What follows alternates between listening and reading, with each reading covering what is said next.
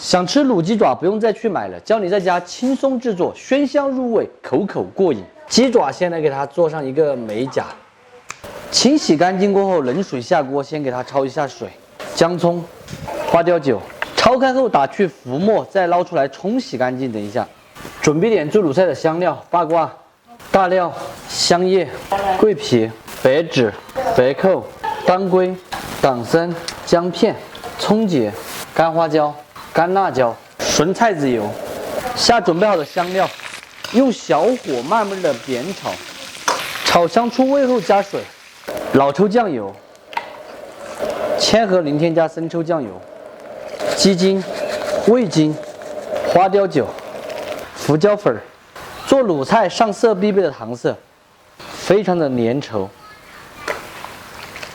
颜色做出来好不好看哈？刚才这个糖色呢，就是特别的关键了。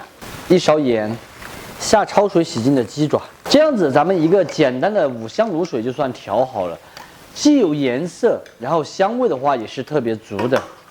卤菜做出来颜色好不好看，红不红亮，这个糖色就非常的关键了哈。今天我用的呢就是这一款成品糖色，它和咱们自己炒的糖色是一模一样的，就是用冰糖和水炒的，没有增稠剂，也没有任何的添加剂。像它呢是平时厨房里面做菜必备的，比如咱们红烧肉、红烧排骨、糖醋排骨、做烧白上色等等上色都会用到哈。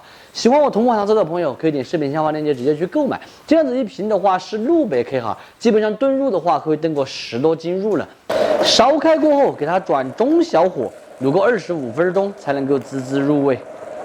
时间到，现在关火出锅，给大家看一下这个颜色方方面面，真的特别的到位哈。如果想要颜色很红那种，就多放一点糖色。但是我个人还是觉得这种黄亮的特别的漂亮。一个一个的夹出来装盘。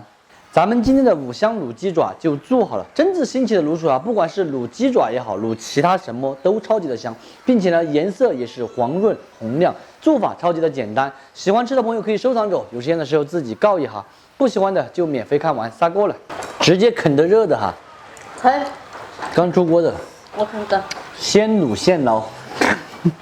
这个比卖的是没意思，好有味。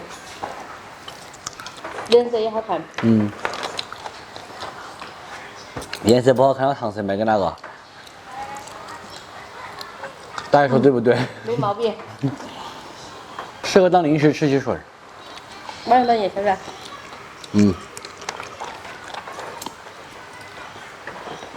看这个鸡爪子一直降不下来是吧？对。